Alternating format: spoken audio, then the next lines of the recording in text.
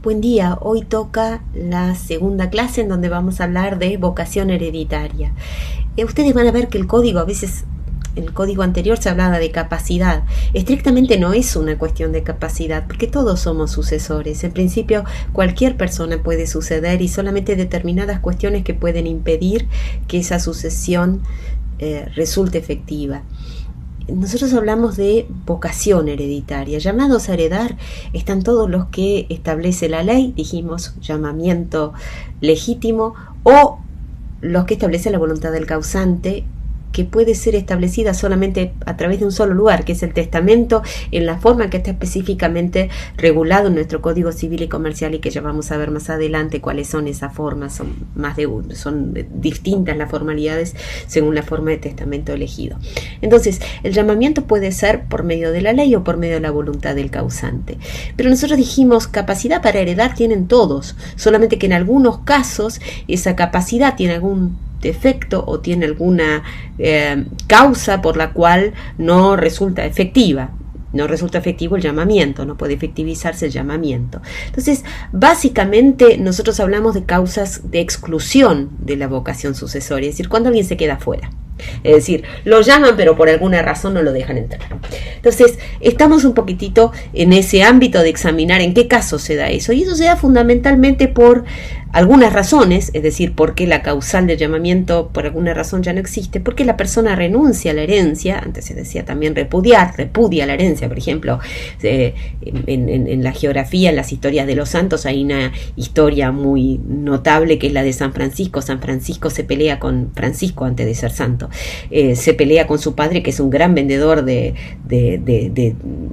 telas en Asís, y Francisco no le gusta cómo vive su padre, y entonces el padre no le gusta cómo vive Francisco y no le gusta que done todos los bienes. Entonces Francisco se despoja de todo, incluso toda la ropa que tiene puesta, y dice: este no es mi padre.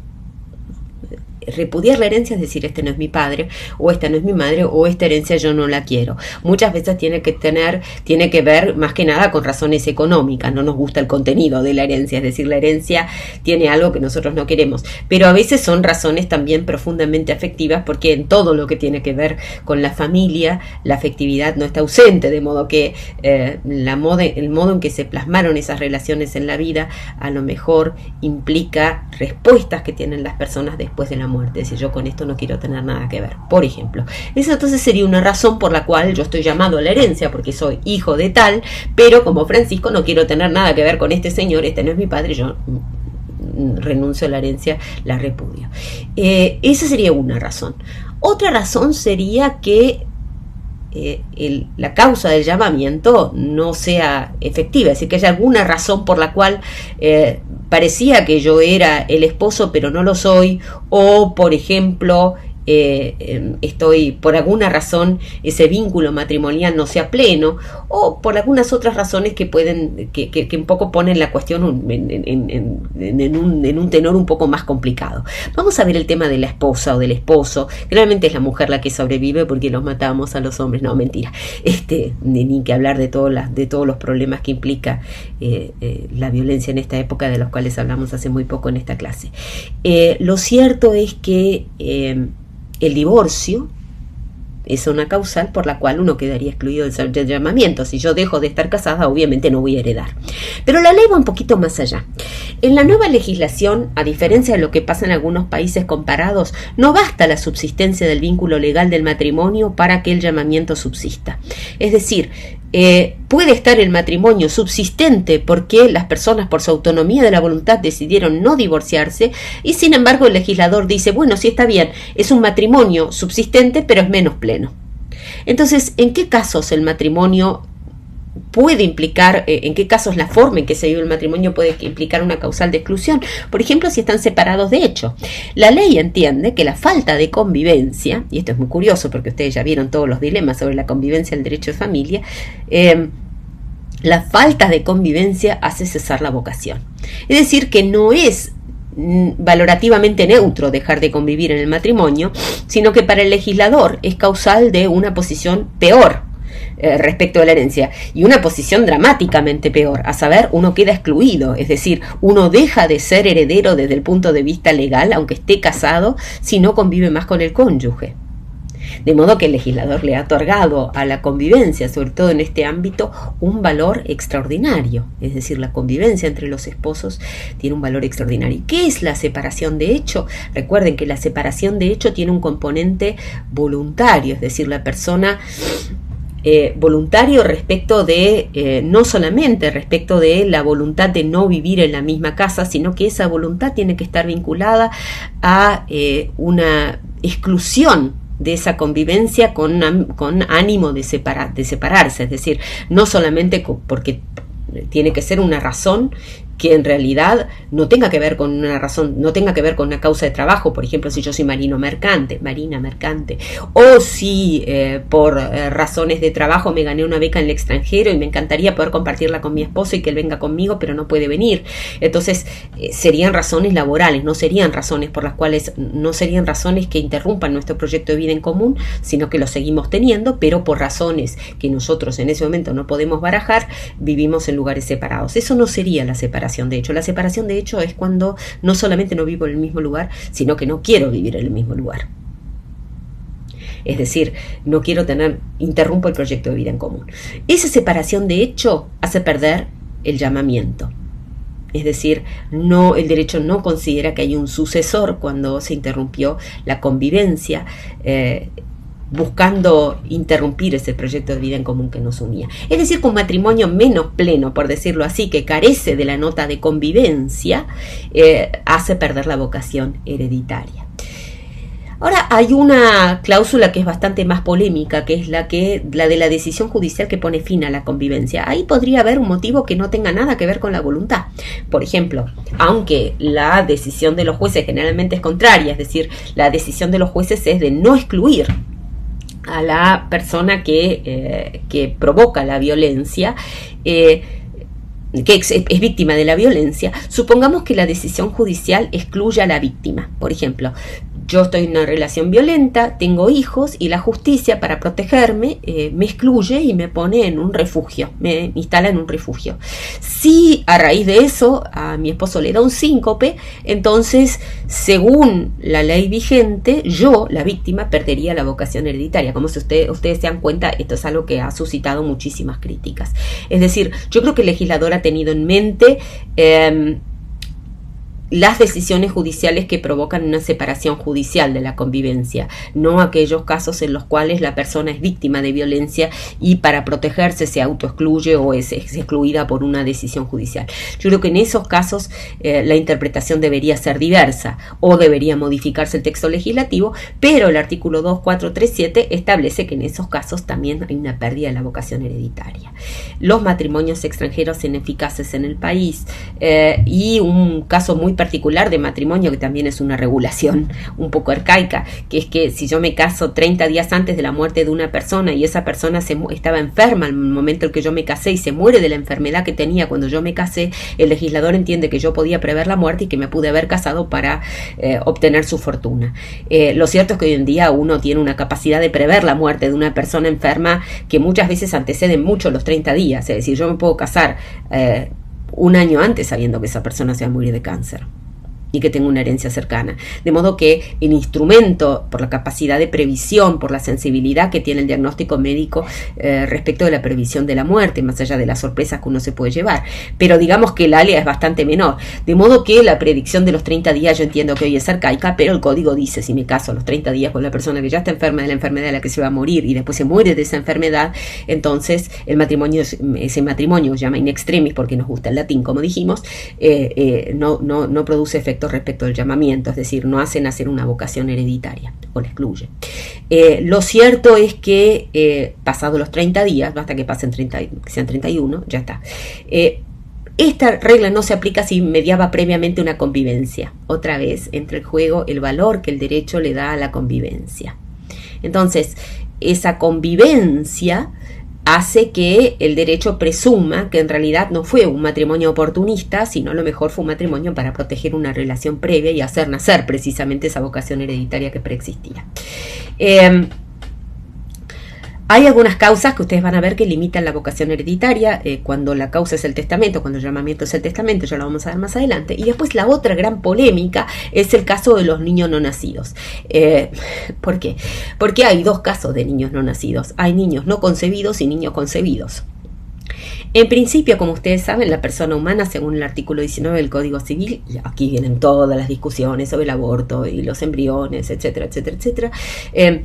El artículo 19 del Código Civil dice expresamente que la persona comienza con la concepción, habiéndose eliminado lo que decía la versión del anteproyecto de que esa concepción debe entenderse solamente si se produce en el seno materno. Es decir, en el caso de técnicas de reproducción humana asistida, decía en el código anterior, había una divergencia de tratamiento. En el código anterior nosotros teníamos un artículo que decía que la persona humana comenzaba con la concepción en el seno materno, es decir, fuera del seno materno se aplicaba otra legislación, y por eso ustedes van a encontrar que en la ley de aprobación, hay un estatuto especial que debe darse al embrión. Ese estatuto especial, esa ley de estatuto especial nunca se reguló, de estatuto especial protectorio, el embrión nunca se reguló, en buena medida porque en los procesos de negociación previos a la aprobación del nuevo Código Civil y Comercial se eliminó la parte que decía que la vida humana comenzaba en la concepción en el seno materno, dice solo la concepción, y eso se eliminó precisamente para que no haya diferencias de efectos respecto de la concepción que se produce dentro del fuero materno y la que se produce fuera del seno materno. Entonces, la idea era eliminar las diferencias, pero hermenéuticamente esas diferencias volvieron a surgir en la doctrina, en buena medida porque la reforma fue tramposa, mantuvo la palabra concepción, que hace alusión al vientre materno de alguna manera, eliminando en el seno materno y en ese sentido generando una cierta equivocidad. Algunos hacen aplicar en la Argentina un fallo que no se aplica en la Argentina, que es el fallo Artavia Murillo. En este sentido hay consenso en la mayoría de la doctrina de que los fallos que la Corte Interamericana emite y que no se aplican al país parte, que no son donde el país no es parte, no son obligatorios para el país. Sin embargo, constituyen evidentemente una referencia hermenéutica que es válida y puede ser tenida en cuenta. No son en absoluto obligatorios ni integran parte de nuestro sistema. Nosotros, por otra parte, tenemos una declaración interpretativa al artículo 1 de la Convención de los Derechos del Niño que dice que la infancia también comienza con la concepción. Entonces, todas estas cuestiones nos hacen pensar que la persona humana comienza la concepción. Pero acá estamos en realidad mayormente en la concepción en el seno materno. ¿Por qué? El 90 y pico % de los casos son concepciones en el seno materno. Ahora, existen algunos casos, indudablemente minoritarios, en los cuales puede haber una persona que haya sido concebida fuera del seno materno por técnicas de reproducción humana asistida. Más aún, no solamente puede ser que una persona haya sido concebida fuera del seno materno por técnicas de reproducción humana asistida y entonces haya embriones al momento de la muerte del causante. Ese embrión que fue concebido fuera del seno materno tiene estatuto de persona. Esa es la primera pregunta. Entonces, en consecuencia, ¿tiene vocación hereditaria? La pregunta mayor es, ¿qué pasa si no hay una persona concebida y hay gametos? Es decir, hay esperma que quedó y la mujer quiere, digamos, después de la muerte del marido, o la familia quiere, después de la muerte del marido, que se produzca la inseminación. Bueno, esos son graves dilemas que se han resuelto para un lado y para el otro en la doctrina, y en general, en la medida en que no haya un consentimiento expreso, la doctrina no admite, la jurisprudencia no admite consentimientos presuntos para la filiación post-mortem, es decir, para engendrar un hijo después de la muerte. En cambio, respecto de los embriones hay un debate mucho más profundo, porque una parte muy importante de la doctrina sostiene que esos embriones son tan embriones como los que están en el vientre de la madre, y en consecuencia tienen vocación hereditaria y debe implantárselos.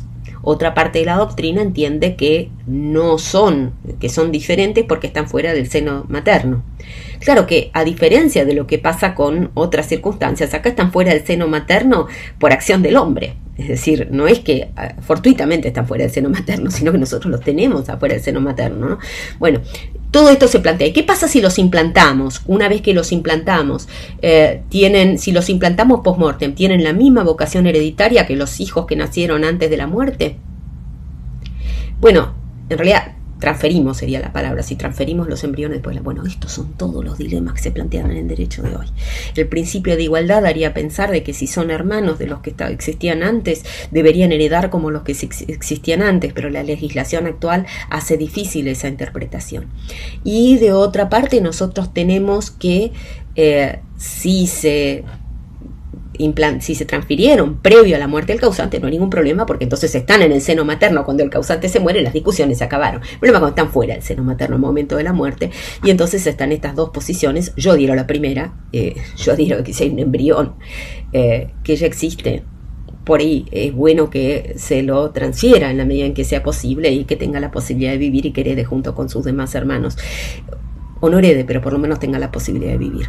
Pero desde luego que es un ámbito minado de discusiones y que el derecho no ha resuelto positivamente y que tal vez merecería una aclaración desde el punto de vista legislativo. Por último, el tema más interesante de todos y que es en buena medida el objeto de esta clase, y con esto cierro este video, que es el tema de la indignidad. La indignidad es algo bellísimo de nuestro derecho, bellísimo, es sobre lo que tienen que hacer su trabajo práctico, así que prepárense y no se lo voy a resolver en este mini video. La indignidad significa no sos digno de heredar a tu padre. El nuevo código consideró que no, los causantes, las personas, no tienen derecho a desheredar.